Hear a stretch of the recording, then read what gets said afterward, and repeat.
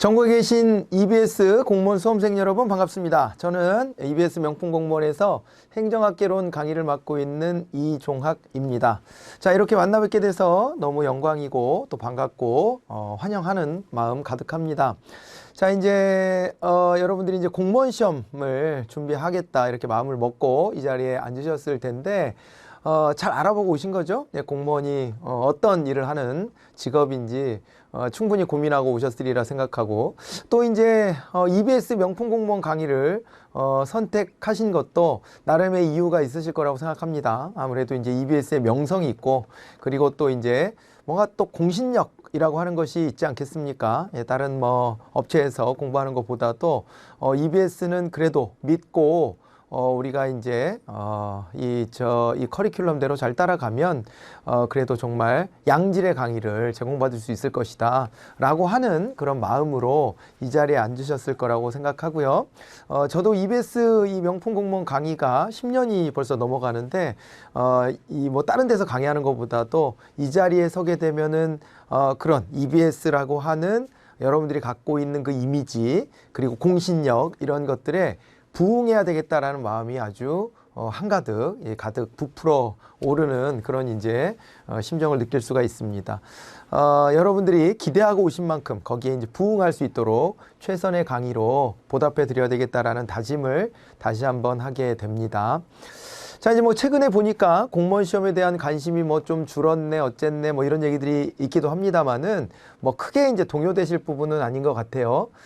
이게 뭐 국가공무원 같은 경우에 퇴직자들이 좀 많았습니다. 퇴직자들이 많아가지고 이게 베이비 부머 세대라고 그러죠. 이제 은퇴할 연령대에 인구가 많이 몰려 있고, 실제로 우리나라 인구 구조만큼 또 공무원에 계신 분들도 많았습니다. 이제 그분들이 퇴직하면서 그 빈자리를 이제 채워 넣느라고 또 공무원을 좀 많이 뽑았었고, 그리고 또 이제 뭐 국가직으로 많이 뽑았던 것은 경찰 공무원, 소방 공무원, 그리고 뭐 이제 또 안전과 관련된 영역들 있잖아요. 그리고 노동 분야에 관련해서 근로감독관이라든가 이런 자리들을 좀 많이 뽑았던 경향이 있습니다. 그러다 보니까 공무원을 되게 많이 뽑았다 이렇게 느끼고 있지만은, 실제로는 뭐 이제 여러분들이 도전하고 있는 일반직 공무원 같은 경우에 그 은퇴자 수에 연동해서 계속 가는 것 뿐이지, 이것이 뭐 되게 크게 뭐 정권에 따라서 요동쳤다 이렇게 보기는 좀 어렵습니다. 제가 오랜 세월 공무원 강의를 하고 있는 입장에서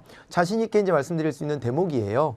다만 그것이 이제 우리 공부하다 보면 그 내용이 나오지만 보수주의냐 진보주의냐에 따라서 그냥 가고자 하는 방향성에 좀 차이가 있을 뿐이고, 그것이 정치적인 레토릭으로 승화될 때, 그럴 때 이제 좀 분위기나 느낌으로는 뭐 이제 공무원을 갑자기 되게 늘리나 보다, 공무원을 되게 줄이나 보다, 이런 그 감을 가지실 수 있지만 실제하고는 좀 다르다. 그러니까 그 지향하고자 하는 방향이 있어도 이게 이제 마음대로 공무원의 숫자를 늘렸다 줄였다 할 수가 없는 구조죠. 우리나라의 이제 공무원 체계 자체가 직업공무원제로 편성되어 있기 때문에 그렇게 하기가 어렵습니다. 그리고 또 한 가지가 있는 게, 지방공무원 같은 경우에는 또 국가공무원하고는 또 별개예요. 그렇기 때문에 국가에서 어떤 방향성을 뭐 이렇게 잡았다 한들 지방의 공무원까지 그게 다 연동되어서 쫓아가게끔 강제되지는 않습니다. 그래서 지방은 또 지방의 나름의 사정들이 있기 때문에 그거에 준해서 또 따로 별개로 흘러가게 되어 있죠. 그래서 이런 말씀 드리는 이유는 뭐냐, 자꾸 이제 요즘에 분위기를 공무원 많이 안 뽑는데 뭐 또 내지는 공무원 별로 재미없다는데 뭐 이런 얘기들을 자꾸 해요. 물론 공무원이란 직업이 우리나라에 존재하는 그 수만 가지의 이 직업들 중에서 가장 좋은 직업이다, 그렇게는 말씀드리고 싶지는 않습니다. 공무원이라는 직업이 갖고 있는 한계나 문제점도 있을 거예요. 요즘 MZ세대하고 안 어울린다 뭐 이런 지적도 있는데 뭐 일부 동의를 합니다. 그렇지만은 또 그렇게 따지면은 다른 직업은 얼마나 MZ세대랑 맞는 직업들이냐, 그런 생각을 하게 되고, 또 이제 그런 장점들을 찾아가다 보면 안정성이라는 것은 또 좀 잃어버릴 수밖에 없어요. 세상의 이치라는 게 무언가 하나를 내 손에 쥐면 내 손에 쥐고 있던 또 다른 것을 내려놓아야 되는 것이 세상의 이치 아니겠어요? 그러다 보니까 뭐 저는 이제 공무원에 대해서는 굳이 뭐 꼭 공무원을 하세요 이렇게 권장하고 싶은 마음도 별로 없지만, 공무원을 또 필요 이상으로 깎아내리거나 폄하하는 그런 필요는 없는 것 같아요. 예, 공무원이란 직업이 갖고 있는 장점, 이점들도 아주 명확하기 때문에 그런 거를 우리가 객관적으로 이해하고 그리고 이 자리에서 같이 공부를 해나가야 된다고 생각합니다. 그래서 처음에 질문이 여러분들한테 공무원이라는 직업 잘 알아보고 오셨죠? 네, 이 질문을 던지면서 말을 꺼낸 것이거든요. 여러분들의 소신이 중요해요. 여러분들의 입장과 처지, 여러분들의 어떤 적성이나 특성들에 비추어서 공무원이라는 직업이 나한테 잘 어울릴 것인가를 스스로 판단하셔야 됩니다. 누가 뭐 얘기하는 분위기 전혀 뭐 소용없는 얘기다, 이렇게 말씀을 드리고 싶어요. 대한민국에 앞으로 또 뭐 대한민국뿐만 아니라 이제 뭐 소위 이른바 지겹도록 들은 그 4차 산업혁명 시대라고 일컬어지는 이 흐름 속에서 평생을 내가 보장받을 수 있는 직업이 있다는 것은요, 굉장한 혜택이 될 수 있습니다. 이게요, 공무원 제도를 직업공무원제에서 안직업공무원제로 바꿀 수 있겠는가? 그건 저는 어렵다고 보고요. 그런 맥락에서 앞으로도 거의 뭐 큰 어떤 이 아주 큰 격변에 뭔가 있지 않은 한은 공무원 제도는 지금과 거의 흡사하게 가게 될 텐데, 이 총체적인 그 고용의 그 어려운 난국의 시대에 공무원만큼 평생 이게 보장되는 직업이 과연 또 그 어디에 있겠는가? 이 생각은 다시 한번 좀 하셔야 됩니다.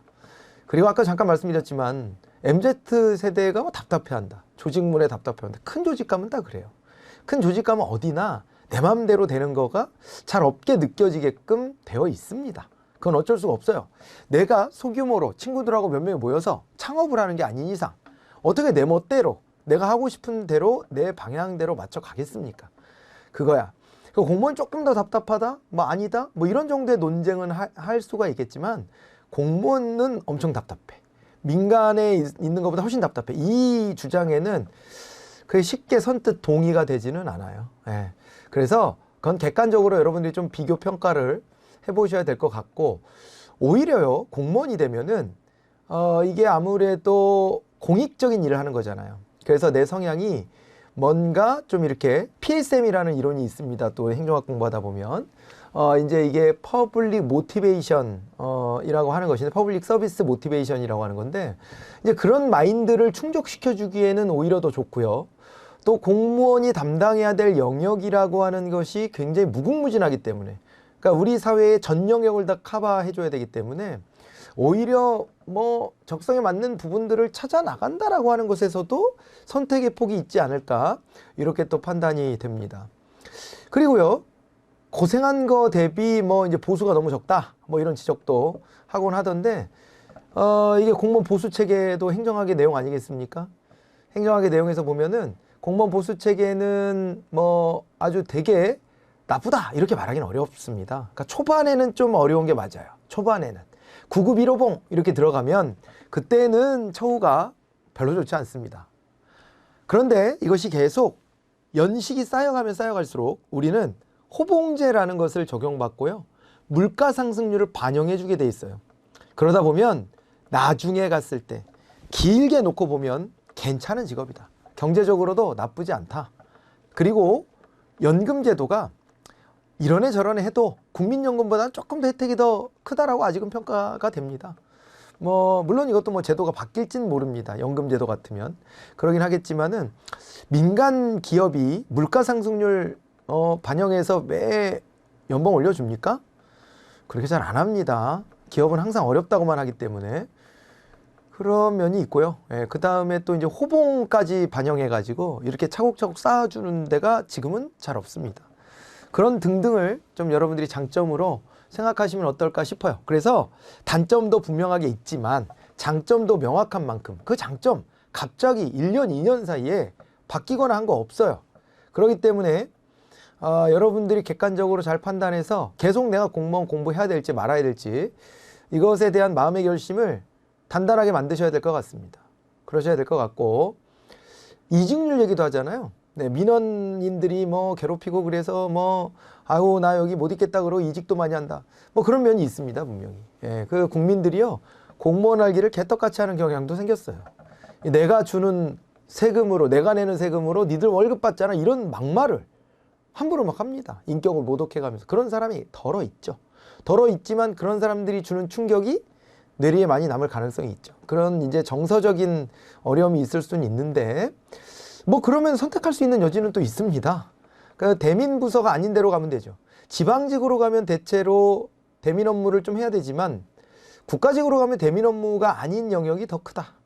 사실 그렇게 볼 수가 있습니다. 그래서 여러분들이 어떤 직렬로 어떤 분야로 나가겠다라고 하는 마음의 결심이 서면은 그 방향으로 또 공부해 나가시면 됩니다. 예, 나는 대민 업무 하는 게 너무 싫어요. 그러면 또 다른 길을 찾으실 수도 있고 뭐 그렇죠. 그것도. 예, 그리고 이직률이요.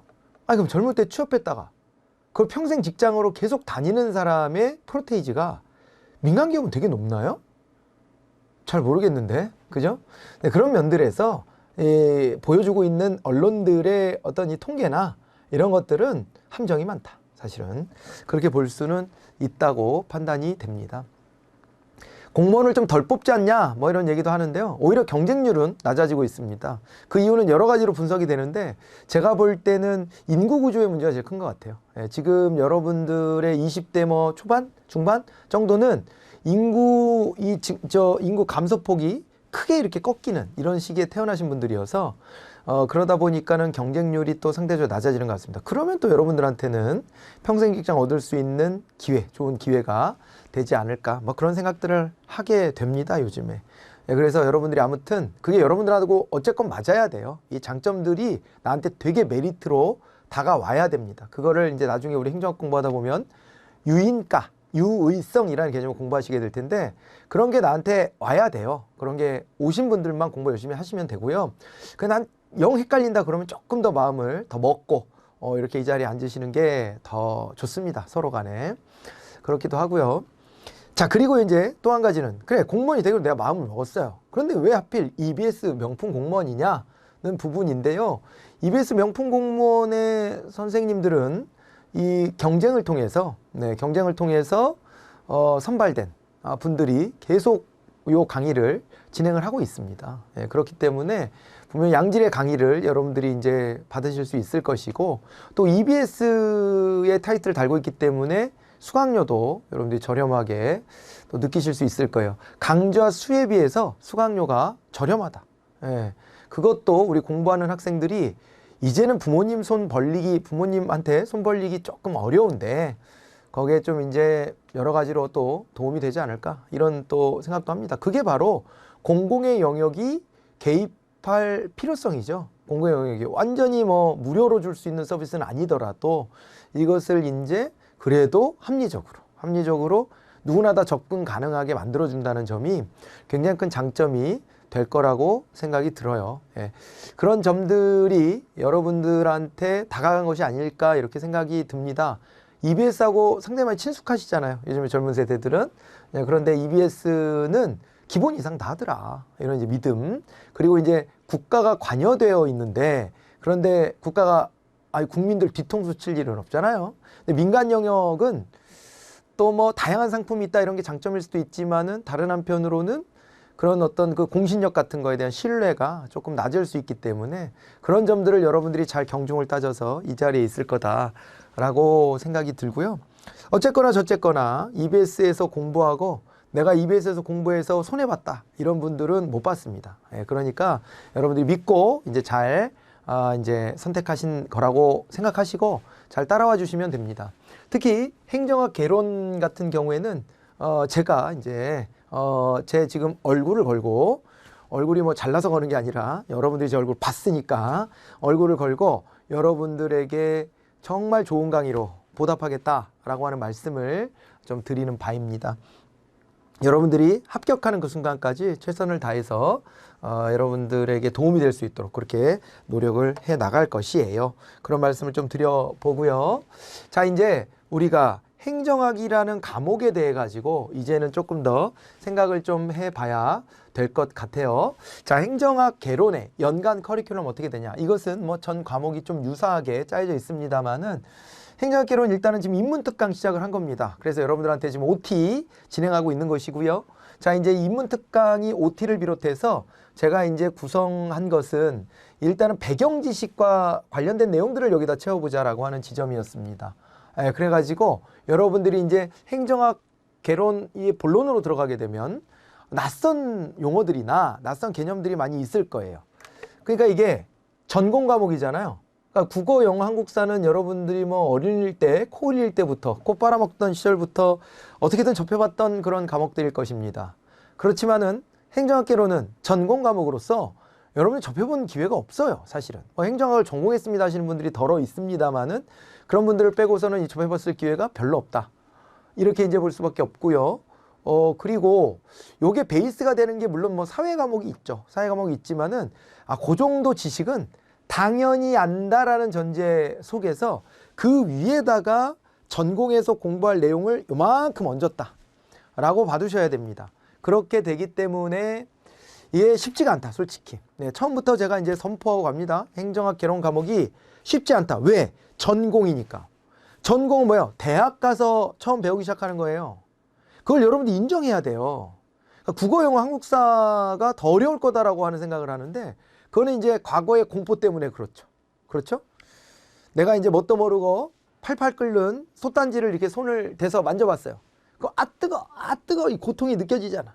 그 고통을 한번 느껴봤기 때문에 다음번에 그걸 보면 잘 만지기가 겁나죠.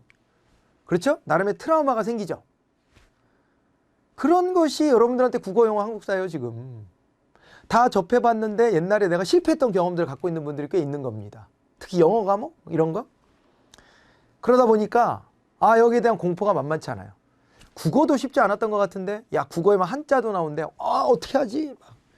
이런 것 때문에 여러분들이 감을 가지고 있기 때문에 그게 더 어려울 거라고 생각하고 있는 거예요. 근데 사실은 국어, 영어보다도 한국사가 더 어려울 겁니다. 그 세 과목 중에서는.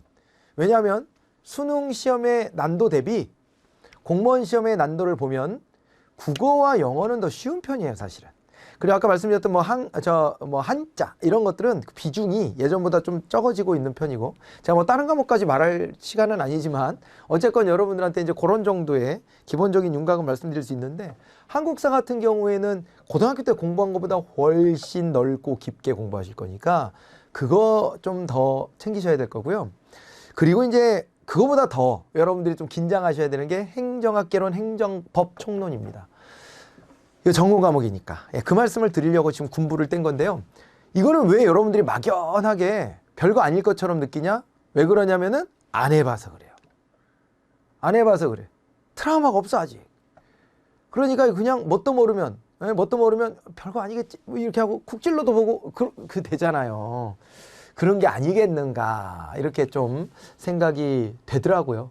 그래서요, 실제로 이런 행정학 개론 같은 과목을 나중에 가서 공부하겠다라고 미뤄두시는 분들이 있는데 이거 합격을 미루는 행위예요. 합격을 미루는 행위다. 과목을 미뤄두는 게 아니라 합격을 미뤄두는 행위예요. 절대 그렇게 공부하시면 안 됩니다. 모든 과목을 동등하게 시작해서 동등하게 밀고 나가는 거예요. 그거를 일주일의 시간표 안에 잘 쪼개서 배치를 잘해서 밀고 나가셔야 돼요. 그렇게 안 하면 나중에 몇 개월 안 남겨놓고 행정학 시작하면 낭패 봅니다. 용어 자체가 뭔 말인지 못 알아먹어요. 그렇게 될 수 있는 과목입니다. 그럼 분명히 알고 가셔야 돼요. 어떤 직렬을 선택하든 그 전공 과목들이 끼어있을 텐데 전공 과목이 그렇게 다가올 거예요, 여러분들한테. 자, 그런 생각을 하고 접근하셔야 되고, 그런 맥락에서 인문특강은 그 행정학 본론으로 가기 위한 군불대기를 해야 되겠다. 밑바탕에 요거를 좀 잘 깔아놔야 되겠다라는 생각을 합니다.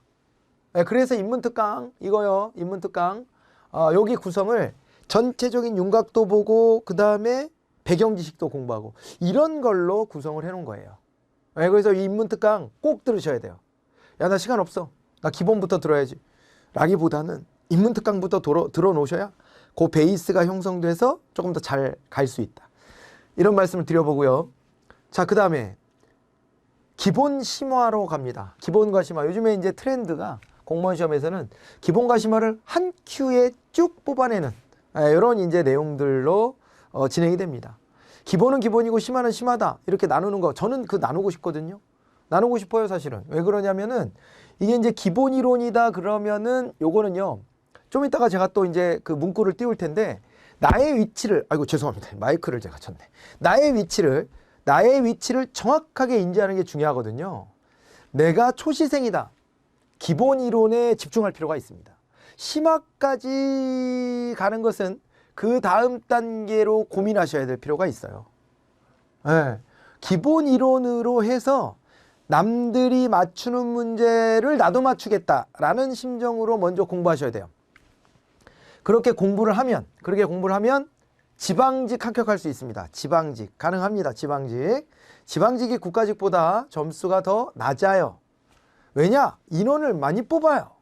인원을 많이 뽑고 지역별로 또 경쟁도 나눠져 쪼개져 있기 때문에 여러분들이 합격하기가 훨씬 더 수월합니다. 그래서 지방직 시험, 또 공부할 때도 참 기간도 그래요. 지금부터 여러분들 공부 시작하시면 국가직은 10개월밖에 공부할 시간이 없지만 지방직은 12개월, 1년 딱 채워서 공부할 수 있거든요. 그러다 보니까 지방직이 일단 공부도 더 돼 있는데 커트라인도 더 낮고 뭐 이렇게 돼서 더 수월한 시험으로 받아들여집니다만은 이제 그거는 남들이 맞추는 문제 나도 맞추겠다 정도로 접근하시면 합격할 수 있어요.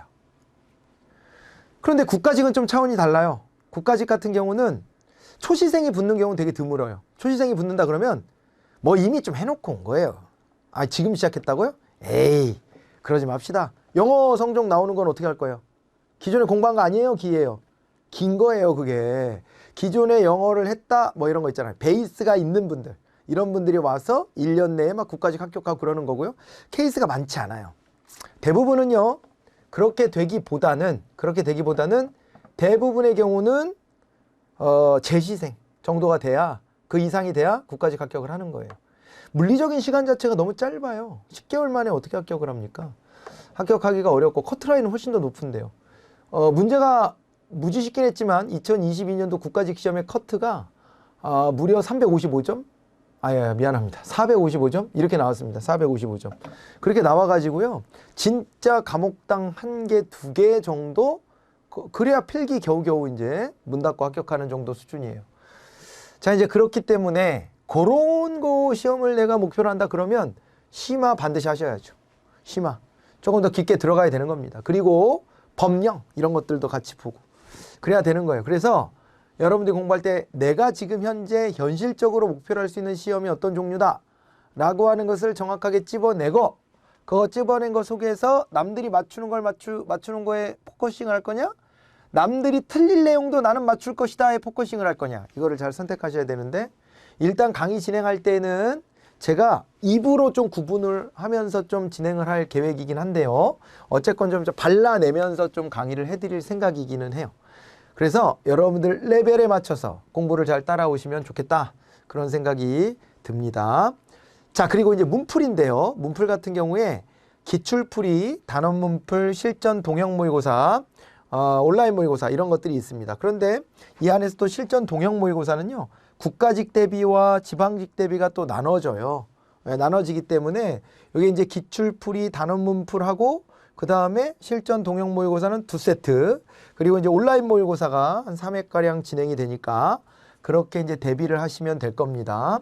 자, 이게 연간 커리큘럼이고요. 이게 끝까지 쭉 채워지는 거예요. 그러니까 저 지방직 시험 보기 몇 주 전까지도 강의가 계속 업데이트 될 겁니다. 그때 지방직 대비 실전 동형 모의고사가 진행이 될 거거든요.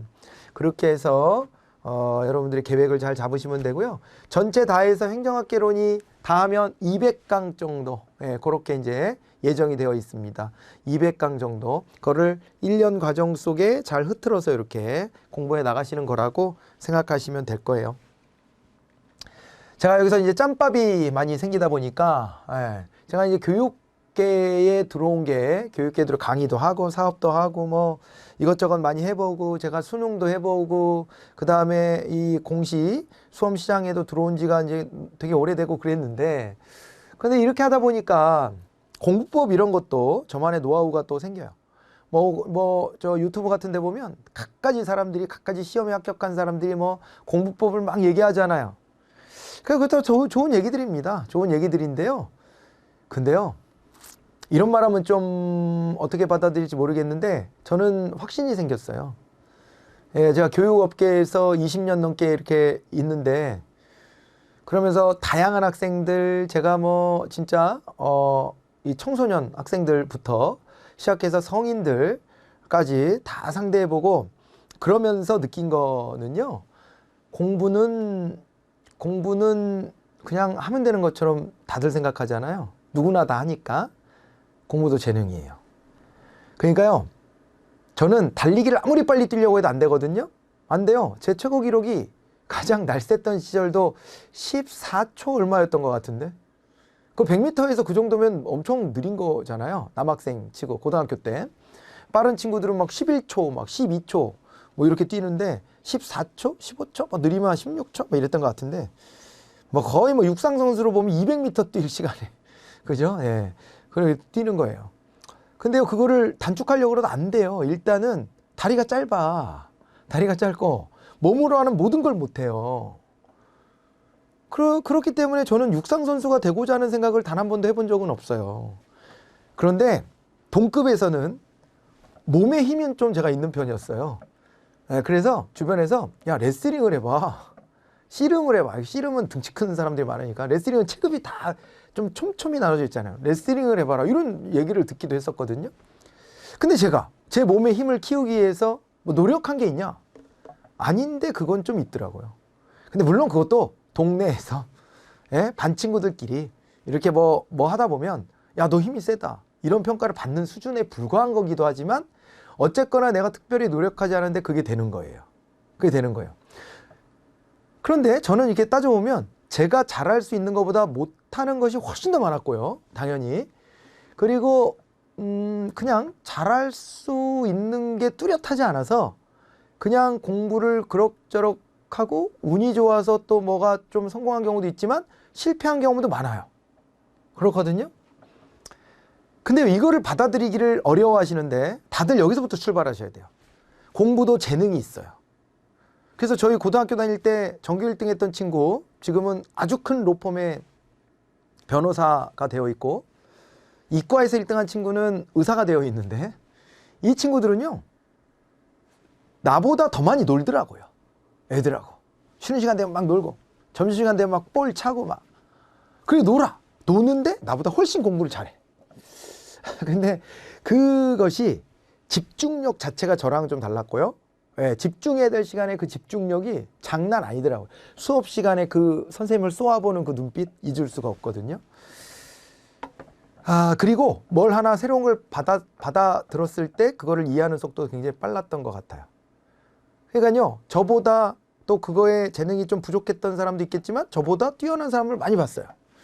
많이 봤고, 저는 고등학교도 비평준화에서 갔기 때문에 거기에서 바닥을 박박 기면서 그러면서 이 잘 나가는 친구들 많이 봤습니다. 근데 이게 어쨌거나 저쨌거나요, 이거를 좀 내려놓고 받아들일 필요가 있어요. 공부도 그냥 열심히 한다고 되는 게 아니라 같은 노력을 해도 더 잘하는 친구가 있어요. 내가 달리기를 노력을 한다고 쉽게 극복 안 되는 것처럼, 그죠?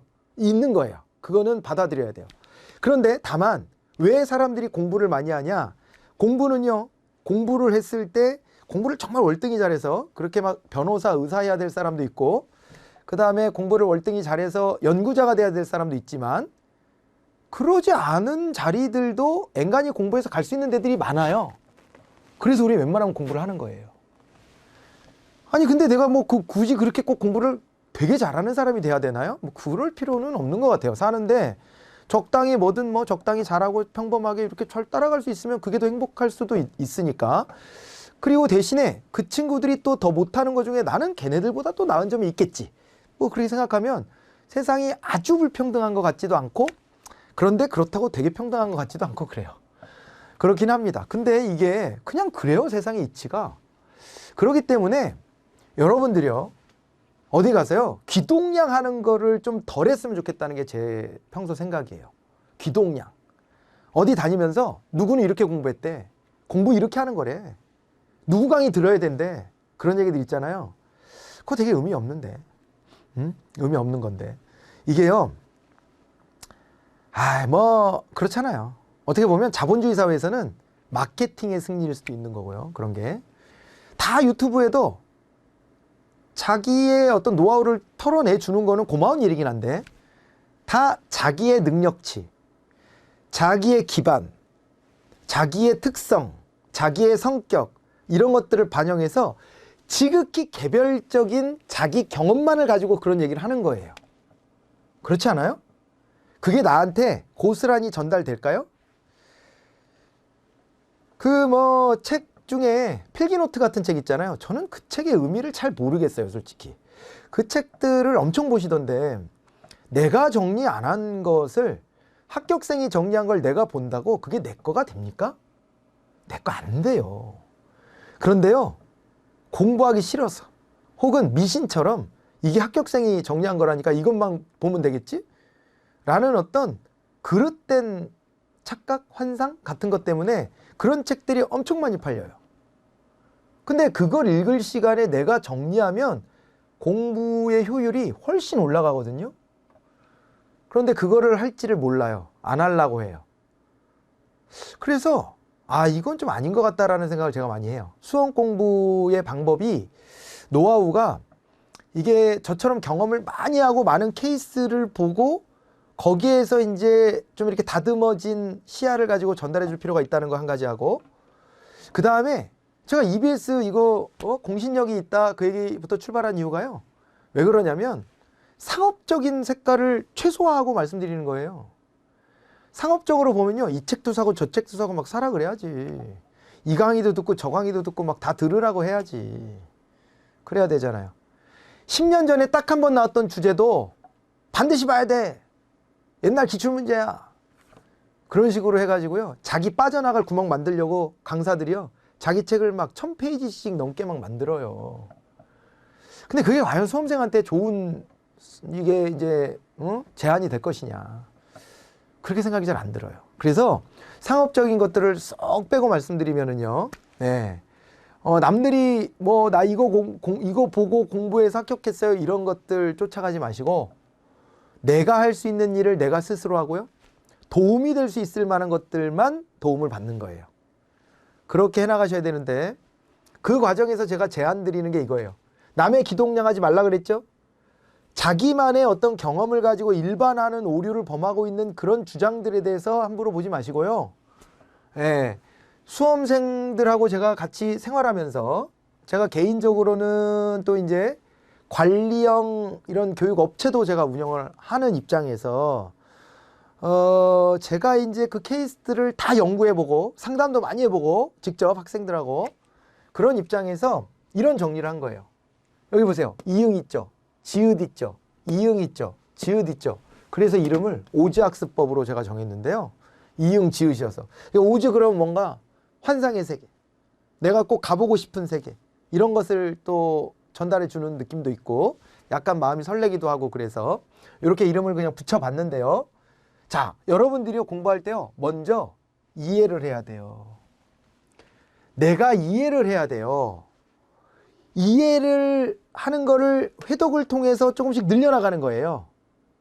그걸 제가 테라코타 기법이라고 하는데, 그러니까 테라코타가 뭐 이제 굽는 작업이잖아요, 찰흙 같은 거를. 근데 그 전에 보면 뼈대를 세우고 거기다가 막 살을 붙여요. 그런데 뼈대를 세우는 걸 하지 않고 지엽적인 찰흙의 일부분만, 찰흙을 막 붙여서 굽는 작업이에요. 테라코타 기억하시겠지만, 내가 먼저 그 골격을 만들어야 되고요, 거기다가 그 골격이 이해가 되면 거기다가 살을 붙이는 거고요, 더 디테일한 모양, 무늬를 만드는 것은 그 다음 작업이에요. 그런데 보통 수험생들이 그 무늬 내는 거에만 매달리는 경우가 있고요, 그리고 스스로 그 골격을 이해하려고 하지 않고 그냥 드립다 암기하고 시험 보려고 하거나, 혹은 거꾸로 중고등학교 때 당일치기 했던 기억으로요, 문제를 먼저 풀어보고 이걸 통해서 이해를 하려고 하는 경우도 있어요. 절대 성공 못합니다. 단언컨대 그렇게 해서는 성공을 못해요. 수험 공부는요, 왕도가 있어요. 공부에 왕도가 없다, 그거는요, 내가 좋아하는 거 살펴볼 때 하는 얘기고, 수험 공부는 수험 공부로서의 왕도가 있는 겁니다.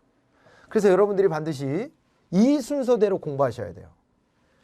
이해를 하셔야 돼. 내용을 붙들고 늘어져야 돼요. 근데 처음에 모든 게 다 나한테 받아들여지지 않아요. 왜? 생소한 거는 한 번 들었을 때 뭔 말인지 몰라서 되묻지 않아요, 우리가? 누가 뭐라고 막 자기가 떠들어. 근데 뭐 조금 알아듣고 못 알아들은 게 있으면 그거 뭐라 그런 거야? 다시 한번 말해볼래? 이렇게 하잖아요. 그죠? 영화를 한 편을 봐도 영화를요, 한 번 볼 때, 두 번 볼 때, 세 번 볼 때 느낌이 다 달라요. 그렇지 않아요? 제가 얼마 전에 8월의 크리스마스라는 영화를 봤어요. 군산에 한번 내려갔다가 그 초원 사진관 앞에 구경을 하고 8월 크리스마스 옛날에 두 번이나 봤는데 세 번째 봤어요. 그런데 기억이 나는 장면이 있고 안 나는 장면이 있는데 전반적인 내용은 알죠. 그런데 그 디테일이 보이기 시작하고 그리고 또 뭔가 좀 느껴지는 감정도 많이 다르더라고요. 오히려 나이 들면서 보는 8월의 크리스마스가 훨씬 더 깊게 다가오는 것 같다라는 느낌을 받았는데요. 여러분들이 이해를 할 때도 처음에 한번 쓱 보면은 이게 다 내 거가 된다? 천만의 말씀이에요. 근데 저게요, 한 번 보고 두 번 보고 세 번 보고 하다 보면 처음 볼 때 이해됐던 거 조금, 두 번째 보면은 처음에 봤을 때 이해 안 간 게 조금 더 나한테 오고, 이 아는 게 많아지다 보니까 세 번, 네 번 반복하다 보면 그때는요, 너무 어렵게 느껴진 것도 이제는 알겠다. 이게 와, 이게. 그 작업을 계속 반복하셔야 되는 거예요. 이 이해를. 그걸 하셔야 돼. 그걸 꼭 강의를 보면서 해야 되냐? 꼭 그렇진 않아요. 강의는 한 번만 정확하게 봐도 좋은 공부가 되는데, 근데 그건 내가 받아들여지는 게 과목에 따라서 한 번 봤는데 이해가 그렇게 높지 않았다. 그러면은 한두 번 정도 더 볼 것을 권합니다. 강의를. 조금은 빠른 속도로. 1회독할 때는 정속도로. 2회독할 때는 조금 더 빠르게. 3회독할 때는 이해가 안 된 부분만 뽑아서. 이렇게 하셔도 돼요. 그런데 내가 필기해놓고 정리해놓은 책을 나 혼자 읽는 거는 정말 여러 번 하셔야 돼요. 그렇게 해서 이해를 끌어올려놓고 이해가 좀 됐다 싶으면 이게 어떤 구조로 돼 있다라고 하는 것을, 자, 이게요, 수험서도 과목별로 다 스토리 라인이 있어요. 그 스토리 라인을 뽑아서 내가 정리하는 거예요. 남의 정리 노트, 그건 그냥 참고용이에요. 사서 보셔도 되는데 거기에 의존하려고 하시면 안 돼요. 내가 정리해야 되는 겁니다. 내가 정리하면서 요 개념, 요 개념이 요렇게 연결됐고 여기에서 세 개가 이렇게 퍼져나가고 이걸 내 손으로 그릴 때 그 선을 연결하는 게 진짜 이 정리 작업이에요. 남이 선 연결해 놓은 거 보고 빈칸 채우기나 하고 있으면 그거는 일부 암기의 효과는 있겠지만 정리의 효과가 없어요. 그래서 스스로 정리해야 진짜 내 거가 돼. 입체적으로 그게 살아남게 돼. 살아남게 되고, 이거를 했으면 그 다음에 뭘 해야 되냐? 외우는 거예요. 외워야 돼요. 귀찮습니다. 저는 영어를 참 못했고 지금도 별로 그냥 그래요. 근데 지금은 옛날보다는 시야는 넓어졌기 때문에 그게 그렇습니다. 나이 들어보니까 젊을 때 여러분들 그 젊은 시절에는 뭐 이게 총명하잖아요. 그런데 시야가 좁아갖고 뭘 이해를 잘 못해. 그런 경향이 좀 있어요. 그런데 점점 시야는 넓어져. 경험을 많이 하니까. 시야는 넓어져서 이제 영어를 하면 옛날보다는 조금 더 수월하게 할 것 같다라는 느낌은 있지만 별로 거기다 시간 투자하고 싶지 않아요. 이거 영어 이렇게 외우느니 빨리 과학기술이 좋아져가지고 이거 번역기, 통역기 이런 것 좀 빨리빨리 됐으면 좋겠다 이런 생각을 더 합니다. 그 시간에 저는 이거 연구해야죠. 행정학 개론 연구해야지. 근데 내가 왜 영어랑 멀어졌나? 대학 입시 끝나고선 영어를 저는 별로 안 했던 것 같은데 이제 그렇게 된 이유가 뭐냐면 이 외우는 게 너무 싫었어요. 영어만큼의 암기 과목이 없다고 저는 생각하거든요. 영어 뭐 논리 구조도 아니고 이건 그냥 외우는 거라고 저는 생각했어요. 논리가 나름은 약간 이 어법이 있지만은 근데 그거보다는 외우는 게 훨씬 더 중요하잖아요. 암기가 되게 귀찮고 싫었던 것 같아요. 여러분들은 근데 수험 생활하기로 마음먹었으니까 암기를 빼놓고 갈 수가 없어요. 네, 이거는 힘들어도 버티셔야 된다는 말씀을 드리는 거예요. 네. 그래서 저는 뭐 영어는 안 했지만 행정학개론은 뭐 안 보고 다 판사하면서 할 거예요. 이제 여러분들이 그걸 구경하시게 될 건데, 이제 이게 머릿속에 다 들어와 있거든요. 어찌 됐건 뭐가 됐건 나한테 필요한 건 암기를 해야지 되는 거예요. 그래야지 내 머리에서 꺼내서 쓰니까. 여기까지 하고서 문제를 푸시는 거예요. 물론 이해를 잘했는지를 확인하려고 문제를 조금씩 볼 수는 있어요. 여기 단계마다. 그렇지만 얘를 통해 이거를 해결하겠다. 이게 절대 안 된다. 이게 당일치기가 아니에요. 범위가 장난 아니에요, 여러분. 한 과목마다. 그래서 여기까지 끝내고 적용으로 가서 충실하게 문제를 양보다는 질로, 기출문제 중심으로 풀어보다 보면 내가 어디가 구멍이 났구나도 확인할 수 있고요. 그리고 이 작업을 잘 거치면 웬만한 건 다 맞추게 되어 있어요. 이걸 안 해놓고 와서 하니까 맨날 다 틀려요. 뭐 40점이에요. 그런 얘기 하는 거거든요. 이 작업을 단계 인내하면서 해나가면서 적용을 하시기 바랍니다.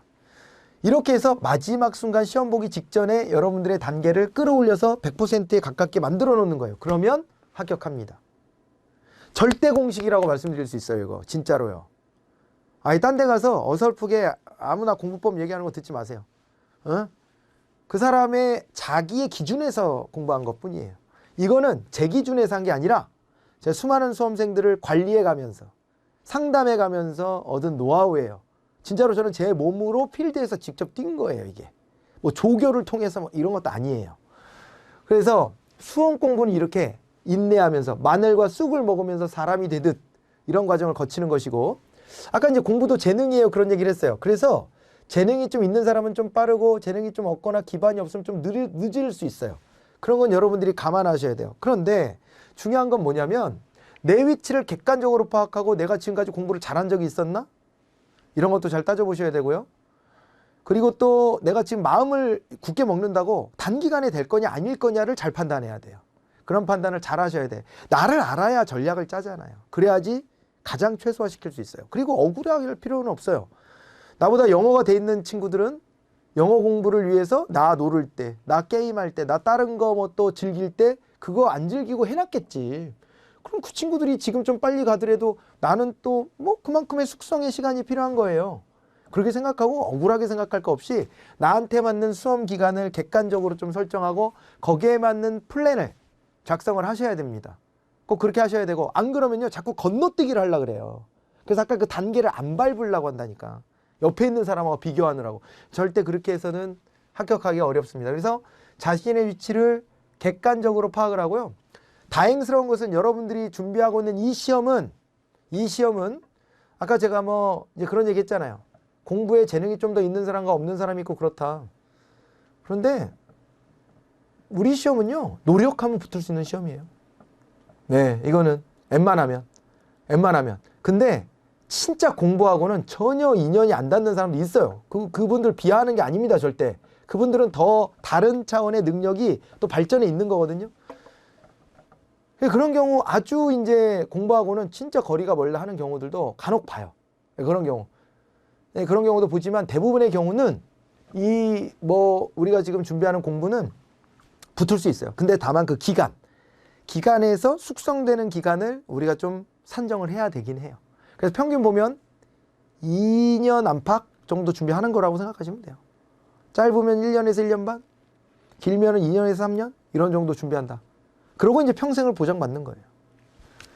그러니까 나의 위치를 객관적으로 파악하고 준비하셔라. 이렇게 하시면 되고, 지방직 자체를 내 목표로 한다. 그렇게 하면, 그리고 내가 아주 공부를 안 했던 건 아니다. 그러면은 1년 내 합격 가능하니까 또 그거에 맞춰갖고 또 잘 짜내시면 됩니다. 이렇게 접근하시고요.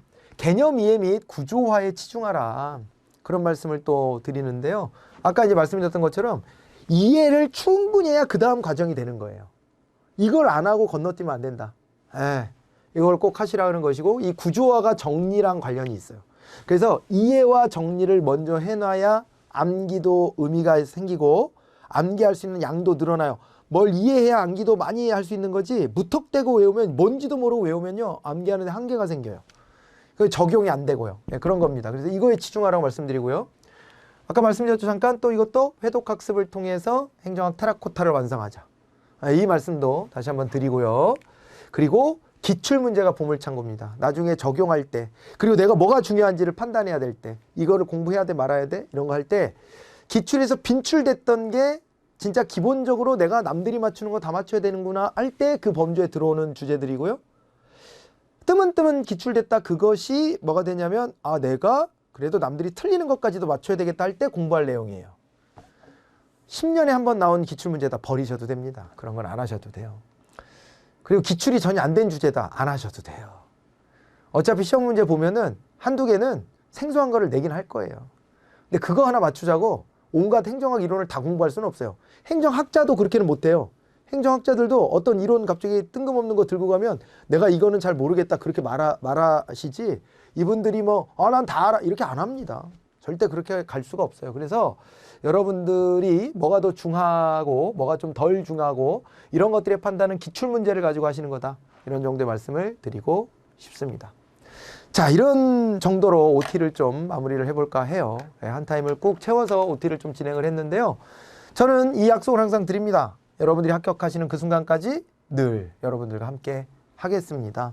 네, 성심껏 강의하겠다 그런 약속도 드렸으니까 오늘의 약속 잊지 않고 여러분들 이거 마무리가 될 때까지 최선을 다해서 저도 준비하고 노력하겠습니다.